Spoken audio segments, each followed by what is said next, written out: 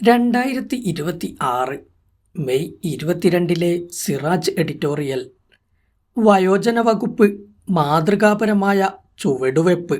സംസ്ഥാനത്തെ സാമൂഹികക്ഷേമ ചരിത്രത്തിൽ നിർണായക ചുവടുവെപ്പാണ് വയോജന വകുപ്പ് രൂപവൽക്കരണം. ഐക്യജനാധിപത്യ മുന്നണിയുടെ പ്രകടന പത്രികയിലെ വാഗ്ദാനങ്ങളിലൊന്നാണ് വയോജന വകുപ്പ്. സാമൂഹിക നീതി വകുപ്പിനു കീഴിൽ വാർദ്ധക്യ പെൻഷനുകൾ വിതരണം ചെയ്യുന്നതിൽ പരിമിതമായിരുന്നു ഇതുവരെയും വയോജനക്ഷേമം. അതിനപ്പുറം വയോജനക്ഷേമ പദ്ധതികൾ ആവിഷ്കരിച്ച് നടപ്പാക്കുകയും വയോജനങ്ങളുടെ പരിചരണത്തിന് നിലവിലുള്ള പദ്ധതികൾ ഏകോപിപ്പിക്കുകയുമാണ് പുതിയ വകുപ്പിലൂടെ ലക്ഷ്യമാക്കുന്നതെന്ന് മുഖ്യമന്ത്രി വി.ഡി. സതീശൻ വ്യക്തമാക്കുന്നു. ജനസംഖ്യാ വളർച്ചയെ ദൂരദർശിത്വത്തോടെ നോക്കിക്കാണുകയും തിരിച്ചറിയുകയും ചെയ്യുന്ന സാമൂഹിക ഉത്തരവാദിത്തബോധമുള്ള ഭരണകൂടത്തിന്റെ ബാധ്യതയാണ് ശരിയായ വയോജന പരിചരണം. കേരളം ഇന്ന് അഭിമുഖീകരിക്കുന്ന പ്രശ്നങ്ങളിൽ അതിപ്രധാനമാണ് വയോജനങ്ങളുടെ എണ്ണപ്പെരുപ്പം. വയോജനങ്ങളുടെ എണ്ണപ്പെരുപ്പവും പരിചരണവും. ആരോഗ്യരംഗത്തും വിദ്യാഭ്യാസ രംഗത്തും സംസ്ഥാനം കൈവരിച്ച പുരോഗതി ശരാശരി ആയുസ്സിലും വർധന സൃഷ്ടിച്ചു. ദേശീയ ശരാശരിയേക്കാൾ ഉയർന്നതാണ് കേരളത്തിൽ 60 വയസ്സ് കഴിഞ്ഞവരുടെ എണ്ണം. നിലവിൽ ഇത് 18%. അടുത്ത ദശകത്തിൽ 25%-ലെത്തുമെന്നാണ് ജനസംഖ്യാ വിദഗ്ധരുടെ വിലയിരുത്തൽ. ഈ സാഹചര്യത്തിൽ വയോജനക്ഷേമം സാമൂഹിക നീതി വകുപ്പിന്റെ ഉപവിഭാഗമായി ഒതുക്കി നിർത്താതെ അവർക്കായി പൂർണ്ണ ഉത്തരവാദിത്തമുള്ള ഒരു മന്ത്രാലയം വരുന്നത് പദ്ധതികളുടെ ഗുണഫലങ്ങൾ ചുവപ്പുനാടകളിൽ കുരുങ്ങിക്കിടക്കാതെ അർഹരിലേക്ക് വേഗത്തിൽ എത്താൻ സഹായിക്കുമെന്നാണ് പ്രതീക്ഷിക്കുന്നത്. ഏകാന്തത, ശാരീരിക അസ്വസ്ഥതകൾ, വിവിധ രോഗങ്ങൾ, സാമ്പത്തിക പ്രയാസം തുടങ്ങി വയോജനങ്ങൾ നേരിടുന്ന പ്രശ്നങ്ങൾ നിരവധിയാണ്. മുൻകാലങ്ങളിൽ കൂട്ടുകുടുംബങ്ങളുടെ സംരക്ഷണത്തിൽ കഴിഞ്ഞിരുന്ന മുതിർന്നവർ കുടുംബഘടനയിലെ മാറ്റത്തോടെ, അതായത് അണുകുടുംബങ്ങളുടെ വരവോടെയാണ് ഏകാന്തതയും അവഗണനയും കൂടുതലായി അനുഭവിക്കാൻ തുടങ്ങിയത്. ഉപജീവനവും ഉന്നത പഠനവും ലക്ഷ്യമാക്കിയുള്ള യുവതലമുറയുടെ വിദേശത്തേക്കും ഇതര സംസ്ഥാനങ്ങളിലേക്കുമുള്ള കുടിയേറ്റം ഈ പ്രവണതയ്ക്ക് ആക്കം കൂട്ടുകയും ചെയ്തു. ഈ ഏകാന്തത വയോജനങ്ങളെ കടുത്ത മാനസിക സമ്മർദ്ദത്തിലേക്കും വിഷാദരോഗത്തിലേക്കും തള്ളിവിടുന്നു.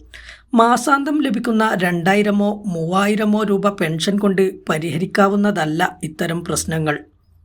വയോജനങ്ങളെ സമൂഹത്തിന് ഭാരമായി കാണുന്നവരുണ്ട്. തിരുത്തപ്പെടേണ്ടതാണ് ഈ ധാരണ. അനുഭവങ്ങളുടെ സമ്പത്തും തലമുറകളെ ബന്ധിപ്പിക്കുന്ന സാംസ്കാരിക പാലവുമാണ് വയോജനങ്ങൾ. അവരുടെ ജീവിതം സുരക്ഷിതവും സന്തോഷകരവുമാക്കാൻ സർക്കാരിനും സമൂഹത്തിനും ഒരുപോലെ ഉത്തരവാദിത്തമുണ്ട്. അവരുടെ ആരോഗ്യ സാമ്പത്തിക സുരക്ഷിതത്വത്തിന് ജപ്പാൻ, ന്യൂസിലാൻഡ്, കാനഡ തുടങ്ങിയ വികസിത രാഷ്ട്രങ്ങളിലെ പോലെ ബൃഹത്തായ പദ്ധതികൾ ആവശ്യമാണ്.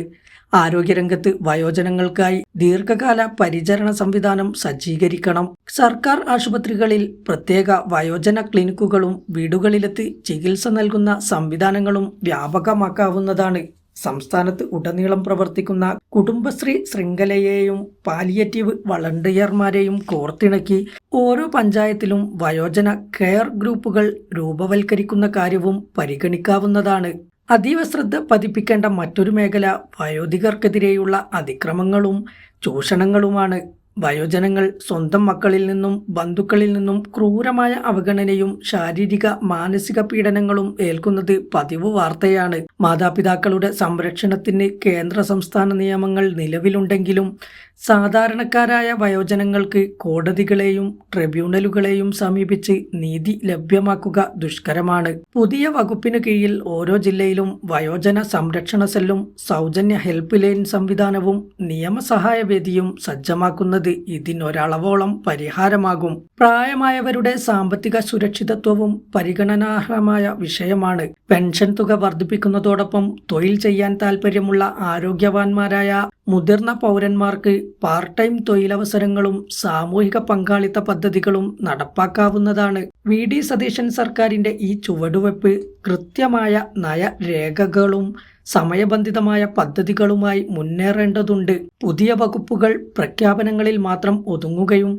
പിന്നീട് കാര്യക്ഷമത നഷ്ടപ്പെടുകയും ചെയ്ത അനുഭവങ്ങൾ ധാരാളം. വയോജന വകുപ്പിന് ആ ദുർഗതി വരരുത്. കാലതാമസം കൂടാതെ തന്നെ സംസ്ഥാന തലത്തിൽ നിന്ന് വാർഡു തലങ്ങളിലേക്ക് പ്രവർത്തന ശൃംഖല രൂപപ്പെടുത്തണം. കക്ഷി രാഷ്ട്രീയ ഭേദമന്യേ എല്ലാ ജനവിഭാഗങ്ങളുടെയും പിന്തുണ ആവശ്യവുമാണ് ഈ വകുപ്പിന്. രാജ്യത്തെ മറ്റു സംസ്ഥാനങ്ങൾക്ക് ഇതൊരു മാതൃകയാകണം. പ്രകൃതി നിയമവും പ്രതിഭാസവുമാണ് വാർദ്ധക്യം. ഇന്ന് യുവത്വത്തിൻ്റെ തിളപ്പിൽ വിഹരിക്കുന്നവരും നാളെ വാർദ്ധക്യത്തിലേക്ക് നടന്നെത്തേണ്ടവരാണ്. ഈയൊരു സാഹചര്യത്തിൽ പുതുതലമുറയുടെ സുരക്ഷിതത്വം ഉറപ്പാക്കൽ കൂടിയാണ് വയോധികർക്ക് അന്തസ്സാർന്ന ജീവിതം ഒരുക്കുകയെന്നത്. ഇന്ന് സ്വീകരിക്കുന്ന നയങ്ങളായിരിക്കും നാളത്തെ സമൂഹത്തിൻ്റെ ഗുണനിലവാരം നിർണ്ണയിക്കുന്നത്.